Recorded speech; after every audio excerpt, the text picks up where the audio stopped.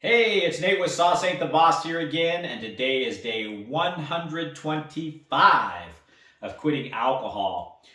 In some of my earlier videos, I mentioned coming up with a plan and kind of a routine schedule type of thing when you decide to quit drinking. For example, on Monday after I get off work, maybe I'm going to go see this family member I haven't seen in a while. Then on Tuesday, I'm going to go to the movies. On Wednesday, I'm going to do my grocery shopping. On Thursday, I'm going to go to the gym. On Friday, I'm going to clean my cars. You know, the list goes on and on. There's so many different things, from picking up a hobby and learning to maybe play an instrument, to reading books, to gardening, yard work, working on projects around the house, educating yourself on something you've been wanting to learn online. I mean, the list can just go on and on. But that was one of the keys to my success this time, was actually keeping busy, especially in those first couple of weeks, first month, when the cravings and that type of thing are the strongest. It just occupies you time. You have some predictability of what you're going to do. And that's not to say when you develop this weekly routine list type of thing that you have to 100% stick to it. It just gives you a go-to if you need it. But you can adjust it if you find something on there you don't enjoy doing. Switch it up with something else. You can make changes if you have to. But going in with at least some type of plan, I think gives you a little bit of a jump and a head start on kind of combating that idle time that you try to avoid a little bit when you're first stepping away from alcohol. I found I enjoyed keeping busier more than just kind of sitting there, and then all of a sudden the thoughts and cravings of alcohol start popping into your head again. And you can let them run away with you if you're not careful. And so I just found, for me, keeping busy was a big deal. And I think everybody should incorporate some type of exercise, whether it's just going for walks, hiking, getting on the treadmill and running outdoors, lifting weights, push-ups, sit-ups, pull-ups, whatever you can do. Not all of us can start off running a marathon, but just even doing some stretches if you can, yoga, whatever. I think that that's a healthy thing to include in these schedules or routines I'm talking about. And so what I wanted to talk about today was kind of, spinning off of that.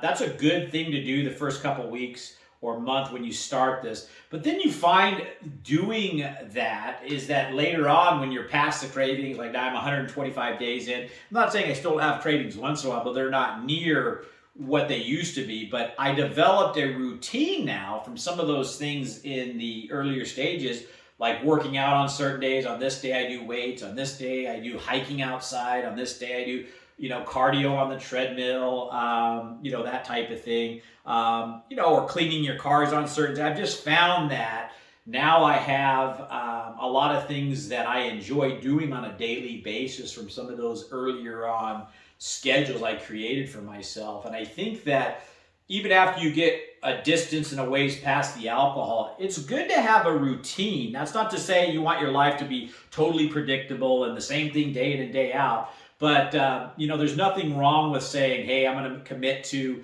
some cardio exercise 3 days a week and some weightlifting on these days, or cleaning my cars or doing my laundry on this day. Having some schedule and some structure sometimes makes you more productive. And again, when you're busy and your life's kind of well put together and you see everything's clean and organized, your health is squared away, you're not going to want to go back to the alcohol as easy, because you've got just a good life structure situation going on, and you're seeing a lot of good outcomes around you. Maybe you're starting to lose some weight. You're noticing that, hey, you enjoy having clean vehicles, or your housework is done in a structured basis and doesn't get out of control, like your laundry, or whatever, things that you want to put on your routine and list. Or maybe you're, like I was saying, visiting family members or friends that you haven't seen in a while. Maybe you've reconnected with some of these folks, and you see them on a more regular basis now. And maybe because